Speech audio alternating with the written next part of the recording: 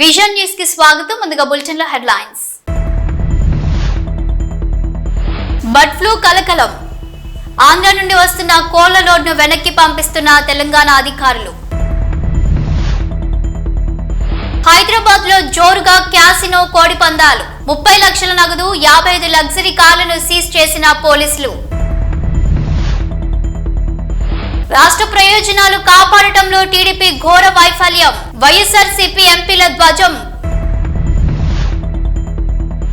కొచ్చి సమీపంలోని శ్రీ అగస్త్య మహర్షి ఆలయాన్ని దర్శించుకున్న ఉప ముఖ్యమంత్రి పవన్ కళ్యాణ్.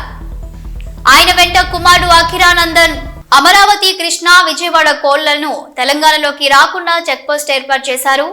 అలంపూర్, జోగులాంబ, గద్వాల జిల్లా పుల్లూరు గ్రామం దగ్గర ఏపీలో బ్లడ్ ఫ్లూ వైరస్ కారణంగా భారీ సంఖ్యలో కోళ్లు చనిపోతున్నాయన్న కారణంగా ఏపీ నుండి తెలంగాణలోకి కోళ్ల లోడ్తో వస్తున్న లారీలను రాకుండా పుల్లూరు టోల్ ప్లాజా వద్ద చెక్పోస్ట్ ఏర్పాటు చేశారు పోలీసులు. కోళ్ల లోడ్తో వస్తున్న లారీలను అడ్డుకొని వెనక్కి జిల్లా వెటర్నరీ అధికారులు అడ్డుకొని వెనక్కి పంపుతున్నారు. హైదరాబాద్ శివారులోని ఫామ్ హౌస్ లో నిర్వహిస్తున్న కోడి పందాలు, భారీ క్యాసినో పట్టుకున్నారు పోలీసులు. ఫామ్ హౌస్ పై దాడి చేసి 64 మందిని పట్టుకున్న రాజేంద్రనగర్ డీసీపీ పార్టీ పోలీసులు.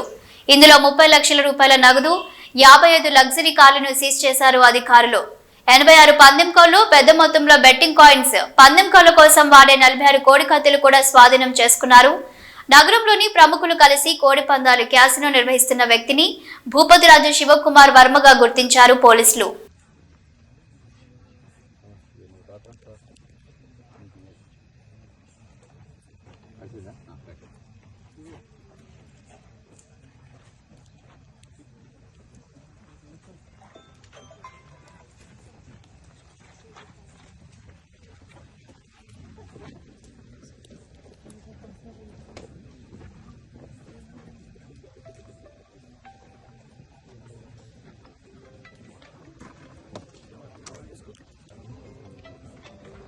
కేంద్ర ప్రభుత్వంలో కీలక భాగస్వామిగా ఉండి కూడా రాష్ట్ర ప్రయోజనాలు కాపాడటంలో తెలుగుదేశం పార్టీ ఘోరంగా విఫలమైందని వైఎస్ఆర్సీపీ పార్లమెంటు సభ్యులు మండిపడ్డారు.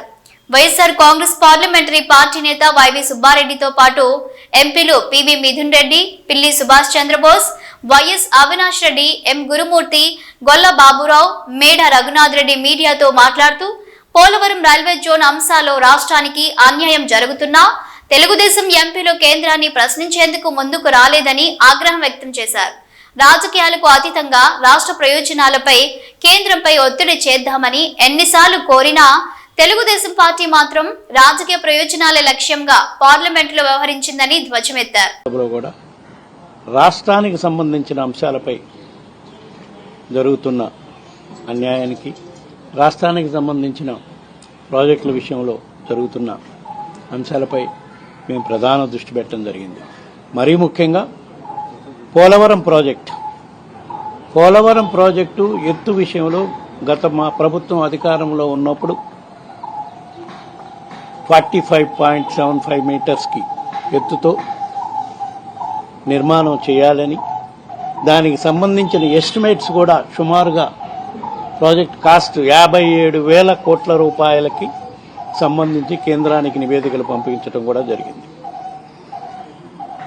అట్లాంటిది ఈ ప్రభుత్వం, తెలుగుదేశం పార్టీ ఎన్డీఏ ప్రభుత్వం అధికారంలోకి వచ్చినాక పోలవరం ప్రాజెక్ట్ హైట్ని 41 మీటర్స్కు తగ్గిస్తూ కేంద్ర ప్రభుత్వం జీవో ఇవ్వటం జరిగింది. అదేవిధంగా 57,000 కోట్ల ఎస్టిమేట్ కాస్ట్ని అది కేవలం 27,000 కోట్లకు తగ్గించే కార్యక్రమం కూడా చేయడం జరుగుతుంది. అంటే సుమారుగా రాష్ట్రానికి 30,000 కోట్ల రూపాయల పోలవరం ప్రాజెక్టు కింద రావాల్సిన నిధులు గురించి మేము పార్లమెంట్లో ఉభయ సభల్లో కూడా ప్రశ్నించడం జరుగుతుంది. మరీ ముఖ్యంగా ఈ హైట్ తగ్గించడం వల్ల రాష్ట్రం ఏ విధంగా నష్టపోతుంది? ఎందుకంటే పోలవరం అనేది ఆంధ్రప్రదేశ్ రాష్ట్రానికి జీవనాడి లాంటి ప్రాజెక్టు. రాష్ట్రం విడిపోయినాక పోలవరం ప్రాజెక్టు నిర్మాణం చేసుకుంటే ఉత్తరాంధ్ర జిల్లాలకు కూడా, ఉత్తరాంధ్ర సుజల స్రవంతి ద్వారా తాగునీరు, సాగునీరు కోస్తాంధ్ర జిల్లాలకు కూడా అన్నిటికి కూడా అందించే కార్యక్రమం జరుగుతుంది. కాబట్టి దాన్ని 45 మీటర్స్ హైట్ ప్రాజెక్టుకి నిర్మాణం చేయాలనే దానిపై మేము రాబోయే రోజుల్లో కూడా తప్పకుండా దానిపై పోరాటం చేయడం జరుగుతుంది. దానివల్ల వాటర్ స్టోరేజ్ కెపాసిటీ దారుణంగా పడిపోయే పరిస్థితి వస్తుంది. దానివల్ల ఉత్తరాంధ్ర ప్రాంతానికి కూడా నీళ్ళు ఇచ్చే పరిస్థితి ఉండదు.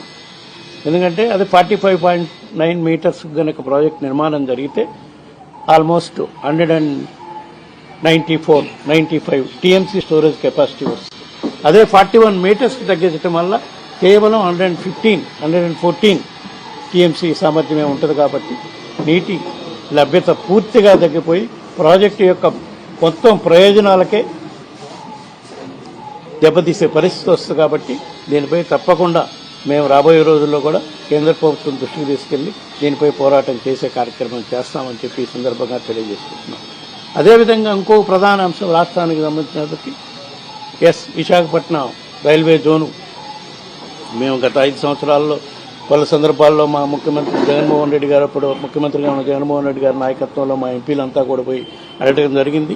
సరే, వివిధ కారణాల వల్ల అది అప్పుడు చేయలేకపోయారు. ఇప్పుడు రైల్వే జోను శాంక్షన్ చేయటమే కాక పనులు ప్రారంభించే కార్యక్రమం కూడా చేశారు. కానీ దాంట్లో రాష్ట్రానికి ఇంకొక అన్యాయం జరుగుతుంది. విశాఖపట్నంలో రాబోయే రైల్వే జోన్లో వాల్తేరు డివిజన్ని పూర్తిగా దాంట్లో ఉండేటట్టుగా కూడా చేయాలని. ఎందుకంటే ఇప్పుడు దాన్ని మళ్ళీ వాల్తేరు డివిజన్ స్ప్లిట్ చేసే కార్యక్రమం జరుగుతుంది. కాబట్టి స్ప్లిట్ చేసి జీవో ఇచ్చే కార్యక్రమం చేశారు. కాబట్టి దాన్ని కూడా అడ్డుకోవాల్సిన పరిస్థితి ఉంది. దానిపై కూడా మేము ఉభయ సభల్లో దీనిపై చర్చించే కార్యక్రమం రాబోయే రోజుల్లో చేస్తామని చెప్పి ఈ సందర్భంగా తెలియజేస్తున్నాం. ఇంకో ప్రధాన అంశం రాష్ట్రానికి సంబంధించినంత వరకు స్టీల్ ప్లాంట్ పునరీకరణ చేయడం కోసం, పురోగతిని మళ్ళా సాధించడం కోసం స్టీల్ ప్లాంట్లో కేంద్ర ప్రభుత్వం 11,000 కోట్ల రూపాయలు నిధులు ఇవ్వటం వరకు బాగానే ఉంది, మంచి పరిణామమే. కానీ ఈ రోజు కూడా స్టీల్ ప్లాంట్ ఎంప్లాయీస్కి గత 4-5 నెలల నుంచి పూర్తి స్థాయిలో జీతాలు మాత్రం ఇచ్చే పరిస్థితి లేదు. కేవలం 30%, 50%, 60% మాత్రమే జీతాలు ఇచ్చే కార్యక్రమం జరుగుతుంది. కాబట్టి దీన్ని కూడా తప్పకుండా అందులో పనిచేసే ఉద్యోగస్తులందరికీ కూడా పూర్తి స్థాయిలో జీతాలు కేంద్ర ప్రభుత్వం విడుదల చేసే విధంగా కేంద్ర ప్రభుత్వం ఒత్తిడి తీసుకొచ్చే కార్యక్రమం కూడా చేస్తాము. అదేవిధంగా స్టీల్ ప్లాంట్, ఎందుకంటే ఆంధ్రుల ఎన్నో త్యాగాలు పోరాటాల ఫలితంగా తెచ్చుకున్న విశాఖ స్టీల్ ప్లాంట్ అది మనుగడ సాగించాలంటే ఫైనాన్షియల్ రీహాబిలిటేషన్ ప్యాకేజే కాకుండా క్యాప్టివ్ మైన్స్ కూడా చాలా అవసరం. మైన్స్ను కూడా కేంద్ర ప్రభుత్వం దానికి చేకూర్చే విధంగా కూడా మేము కేంద్ర ప్రభుత్వంని రాజ్యసభలో లోక్సభ కూడా ఒత్తిడి తీసుకొచ్చే కార్యక్రమం చేసే జరుగుతుంది. అదేవిధంగా కేంద్ర ప్రభుత్వం, ఎందుకంటే అక్కడ ఉండే ఉద్యోగస్తుల్లో ఇప్పటికీ ఫైనాన్షియల్ ప్యాకేజ్ ఇచ్చినా కూడా అభద్రత అయితే ఉంది. అందుకని కేంద్ర ప్రభుత్వం దానిపై కూడా విశాఖ స్టీల్ ప్లాంట్ని ప్రైవేటైజ్ చెయ్యము అని ఒక అష్యూరెన్స్ కూడా ఇస్తే, అష్యూరెన్స్ ఇయటమే కాకుండా ఉద్యోగస్తులకు నిలిపేసిన జీతాలు కూడా పూర్తి స్థాయిలో విడుదల చేసే కార్యక్రమం చేయాలని చెప్పి మేము వైఎస్ఆర్ కాంగ్రెస్ పార్టీ తరఫు నుంచి కేంద్ర ప్రభుత్వాన్ని డిమాండ్ చేస్తూ ఉన్నాం. ఇదే విధంగా రాష్ట్రానికి రావాల్సిన వివిధ అంశాలపై కూడా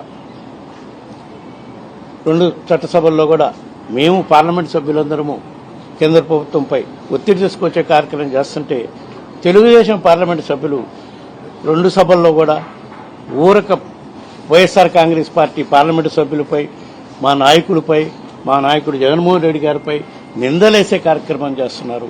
నిన్న కూడా ప్రెస్ మీట్ పెట్టి మా పార్లమెంటు సభ్యులపై నిందలేసే కార్యక్రమం చేస్తున్నారు.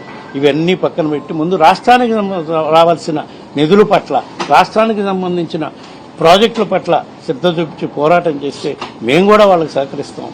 రాష్ట్రాన్ని అభివృద్ధి చేసుకోవడానికి మా వంతు కూడా మేము పోరాటం చేసే కార్యక్రమం చేస్తామని చెప్పి ఆంధ్రప్రదేశ్ రాష్ట్ర ఉప ముఖ్యమంత్రి జనసేన అధ్యక్షుడు పవన్ కళ్యాణ్ కేరళ, తమిళనాడు రాష్ట్రాల్లోని పలు పుణ్యక్షేత్రాలు దర్శించుకుంటున్నారు. అందులో భాగంగా కేరళలోని కొచ్చి విమానాశ్రయానికి కొద్దిసేపటి క్రితం చేరుకున్నారు పవన్ కళ్యాణ్. మొదటగా కొచ్చి సమీపంలోని శ్రీ అగస్త్య మహర్షి ఆలయాన్ని దర్శించుకుంటారు పవన్ కళ్యాణ్. ఈ క్షేత్ర సందర్శనలో పవన్ కళ్యాణ్ కుమారుడు అఖీరా, టీటీడీ సభ్యుడు ఆనంద్ సాయి పాల్గొన్నారు. హైదరాబాద్ తెల్లవారుజామున నగర వ్యాప్తంగా పలు చోట్ల ఆర్టీఓ అధికారులు దాడులు నిర్వహిస్తున్నారు. దాడులకి భయపడి వనస్థలిపురం వద్ద వాహనాలను నిలిపివేసిన ప్రైవేట్ ట్రావెల్స్. దీంతో తీవ్ర ఇబ్బందులు ఎదుర్కొంటున్నారు ప్రయాణికులు. ఆర్టీఓ అధికారులు దాడులు పూర్తయ్యే వరకు బస్సు సిటీలోకి తీసుకొని వెళ్లలేమని చెబుతున్నారు. ప్రైవేట్ ట్రావెల్ ఉద్యోగులు ప్రయాణికులు కాల్ సెంటర్లకి ప్రయత్నిస్తే నిర్లక్ష్యపు సమాధానాలు చెప్తున్నారంటూ వాపోతున్నారు ప్రయాణికులు.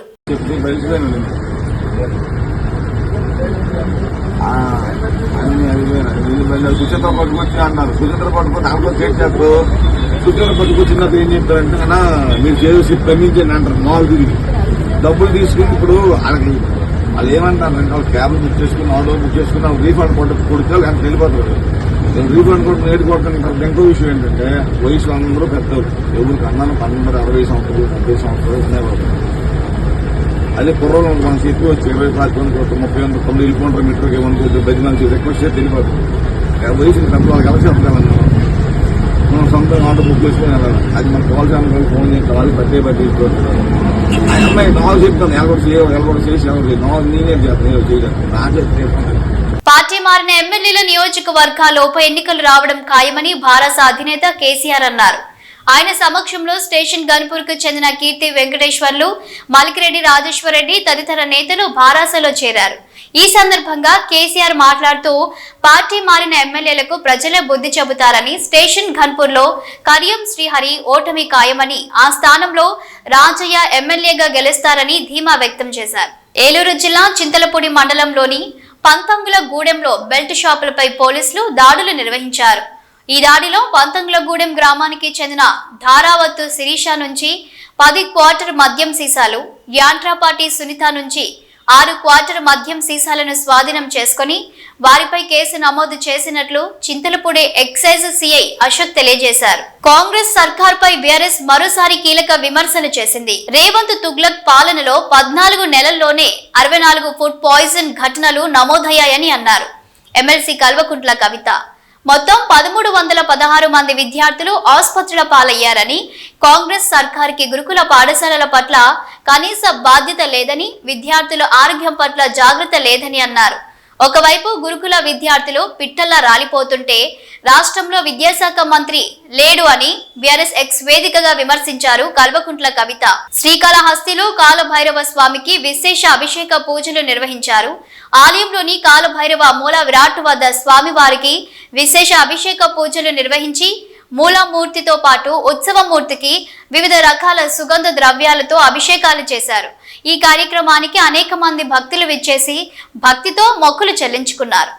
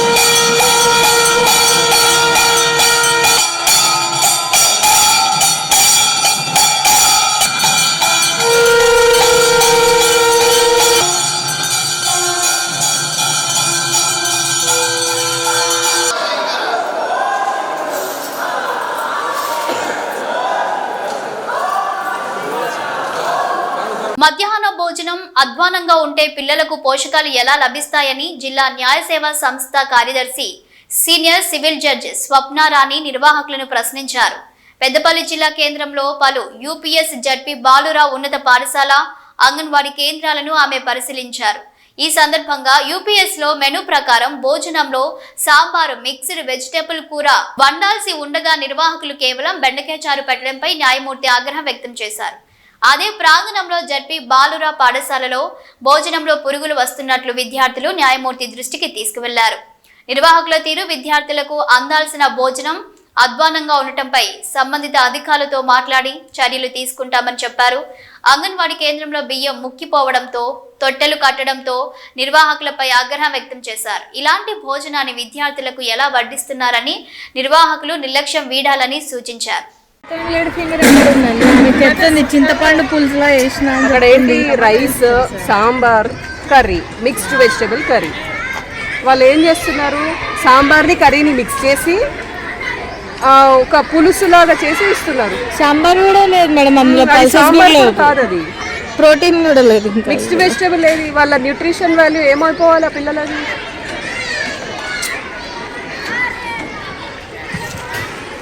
గత 2 రోజుల క్రితం కరీంనగర్, జగిత్యాల, రాజన్న సిరిసిల్ల ఉమ్మడి జిల్లాల TUWJH 143 మహాసభలు వేములవాడ పట్టణంలో నిర్వహించగా ఈ కార్యక్రమంలో రాష్ట్ర మీడియా సెల్ అకాడమీ మాజీ అధ్యక్షులు అల్లం నారాయణ పాల్గొన్నారు.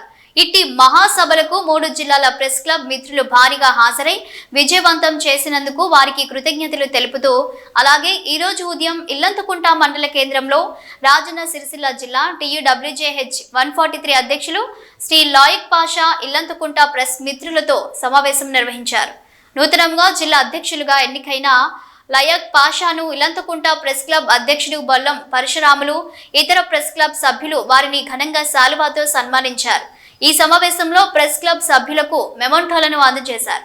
ఈ సందర్భంగా జిల్లా అధ్యక్షులు లాయక్ పాషా మాట్లాడుతూ, గత 2 రోజుల క్రితం TUWJH 143 ఉమ్మడి ప్రెస్ క్లబ్ మహాసభలు వేములవాడ నిర్వహించగా ఈ సభను విజయవంతం చేసే దాంట్లో కీలక పాత్ర పోషించిన ఇల్లంతకుంట ప్రెస్ క్లబ్ మిత్రులకు ధన్యవాదాలు తెలుపుతూ ఉన్నామని వారు తెలిపారు. ఈ కార్యక్రమంలో వేములవాడ ప్రెస్ క్లబ్ అధ్యక్షులు మహమ్మద్ రఫీ, ఉపాధ్యక్షులు ఆలీ, అలాగే ఇల్లంతకుంట ప్రెస్ క్లబ్ అధ్యక్షుడు బొల్లం పరశురాములు, వైస్ ప్రెసిడెంట్ మహమ్మద్ సలావుద్దీన్ తో పాటు ప్రెస్ క్లబ్ మాజీ అధ్యక్షుడు మోహన్, ప్రెస్ క్లబ్ సభ్యులు దేవేందర్, సాయిరెడ్డి, జంగటి శ్రీనివాస్, చీరాల రాజు, ఆంజనేయులు పాల్గొన్నారు. మిత్రులందరికీ నమస్సుమాంజలు. ఈరోజు రాజన్న సిరిసిల్ల జిల్లా ఇల్లంతకుంట మండలం ప్రెస్ క్లబ్ మిత్రులను కృతజ్ఞతలు తెలిపేందుకు విచ్చేశాం. నేను, మా వేములవాడ ప్రెస్ క్లబ్ అధ్యక్షులు రఫీ, వైస్ ఉపాధ్యక్షులు అలీ. ముఖ్యంగా గత 2 రోజుల క్రితం వేములవాడ పట్టణంలో జరిగిన 3 జిల్లాల మహాసభకు ఇల్లంతకుంట మండలం కేంద్రం నుంచి పెద్ద సంఖ్యలో జర్నలిస్టులను తీసుకొచ్చి మహాసభను విజయవంతం చేయడంలో కీలక పాత్ర వహించిన ఇల్లంతకుంట ప్రెస్ క్లబ్ సభ్యులను అభినందిస్తూ వారికి ప్రత్యేక కృతజ్ఞతలు తెలిపాను. అలాగే జిల్లా అధ్యక్షుడిగా నన్ను ఏకగ్రీవంగా ఎన్నుకునేందుకు సహకరించిన ప్రతి వారికి పేరు పేరున ధన్యవాదాలు తెలుపుతూ ఈరోజు నాకు సన్మానించిన ఇల్లంతకుంట ప్రెస్ క్లబ్ సభ్యులకు మరోసారి ధన్యవాదాలు. Thank you. జరిగిన 3 జిల్లాల మహాసభ కార్యక్రమంలో మన జిల్లా అధ్యక్షుడిగా లాయక్ పాషా అన్న గారు ఎన్నికవడం మా అందరికీ సంతోషకరమైన విషయం.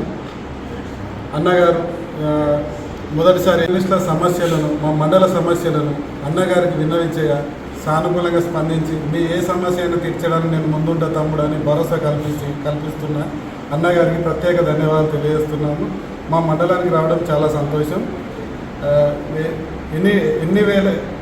ఎన్ని వేలైనా అన్న వెంబడే మేము ఉండి దేనికైనా మేము సిద్ధంగా ఉంటామని ఈ సందర్భంగా అన్నకు మరొకసారి శుభాకాంక్షలు తెలుపుతూ బులెటిన్ ముగించే ముందు హెడ్లైన్స్ మరోసారి. బర్డ్ ఫ్లూ కలకలం. ఆంధ్ర నుండి వస్తున్న కోళ్ల లోడ్ను వెనక్కి పంపిస్తున్న తెలంగాణ అధికారులు. హైదరాబాద్ లో జోరుగా క్యాసినో కోడి పందాలు. 30 లక్షల నగదు, 55 లగ్జరీ కార్లను సీజ్ చేసిన పోలీసులు. రాష్ట్ర ప్రయోజనాలు కాపాడటంలో టీడీపీ ఘోర వైఫల్యం. వైఎస్ఆర్సీపీ ఎంపీల ధ్వజం. కొచ్చి సమీపంలోని శ్రీ అగస్త్య మహర్షి ఆలయాన్ని దర్శించుకున్న ఉప ముఖ్యమంత్రి పవన్ కళ్యాణ్. ఆయన వెంట కుమారుడు అఖిరానందన్. ఇవి bulletin updates. Keep watching news.